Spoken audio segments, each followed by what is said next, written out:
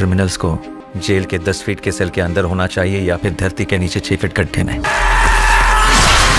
Hello বন্ধুরা, কি অবস্থা, কেমন আছেন সবাই? তো যাই হোক, ফাইনালি মুক্তি পেয়েছে আপকামিং ইন্ডিয়ান তেলুগু ল্যাঙ্গুয়েজের ক্রাইম থ্রিলার ফিল্ম হিট 3 ইয়ানি hit the third case. Already সিনেমাটি হিন্দি ল্যাঙ্গুয়েজে মুক্তি পেয়েছে আর আমি দেখেছি। তো চলুন দেখা যাক কেমন হয়েছে এই সিনেমাটি। In this movie lead role in natural star Nani, Srinidhi Shetty, Ramesh Rao star আর নিউ মুভি এটি।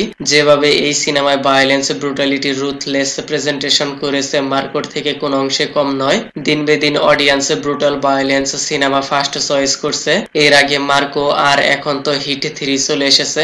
হিট ইউনিভার্সের মধ্যে এই প্রথম হিট দ্য থার্ড কেসে সবচাইতে বেশি ভায়োলেন্স দেখতে পাওয়া গেছে। এর আগে যদি আপনি হিট ইউনিভার্সের প্রথম 2 পার্ট না দেখে থাকেন তাহলে কোনো সমস্যা নেই, স্টোরি ওয়াইজ আগের গুলার সাথে কোনো কানেকশন নেই। কানেকশন রয়েছে শুধু HIT hit homicide intervention team, আর এই team very sensitive and crucial case নিয়ে কাজ করে।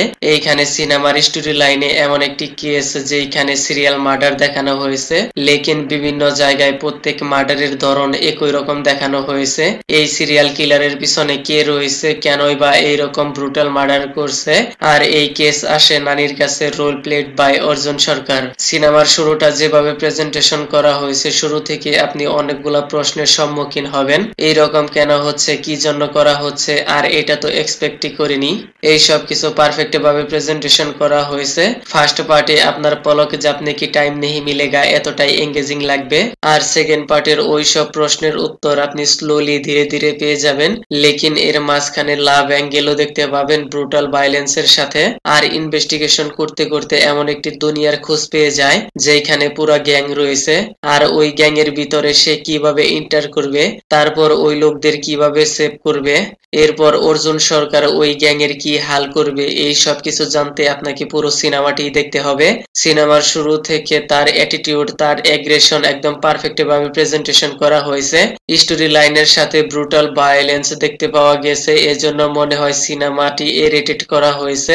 তো কোই বাত নেই, ক্লাইম্যাক্স ওয়ালা সিনে আরো ভয়ানক ফ্যাবিলাস এক্সট্রা অর্ডিনারি ক্যারেক্টারে দেখতে পাওয়া গেছে, যা দেখে আপনার দিল ঠান্ডা হয়ে যাবে।